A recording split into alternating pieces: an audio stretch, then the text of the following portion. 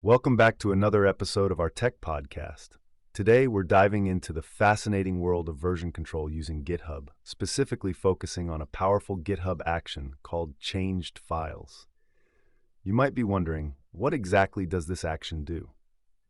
Well, it effortlessly tracks all changed files and directories relative to various branches or commits in your GitHub repository. Imagine knowing exactly what has changed in your project without diving into the command line. Sounds convenient, right? Now here's where it gets really interesting. Recently, there was a critical security issue associated with this action. A compromised commit was discovered, which led to some important updates and recommendations for users.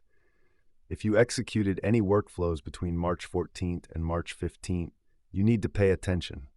Essentially, if you noticed anything suspicious in the outputs, especially if it contained sensitive information, it's time to revoke and rotate those secrets. Better safe than sorry. This action is designed to be versatile.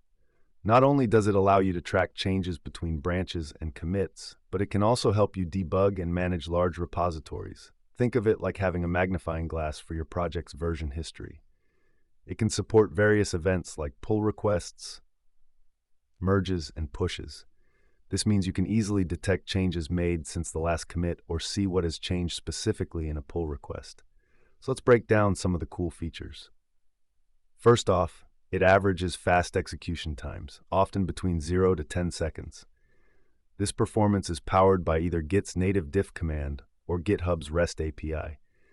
You can even set specific file patterns to include or exclude certain directories. How neat is that? You can fine-tune your workflow to only focus on what matters to you. Here's an analogy for you. Using this action is like having a skilled librarian in your project's library.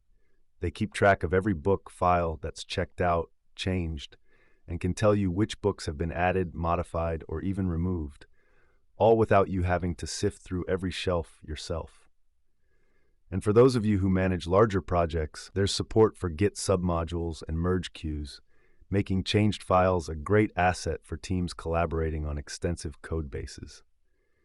Speaking of collaboration, if you're working within a mono-repository setup, you can even avoid pulling in the entire branch history, which can save a lot of time and bandwidth.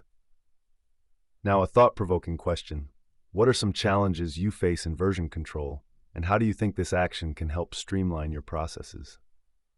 As we wrap this up, remember the importance of security and regularly updating your workflows.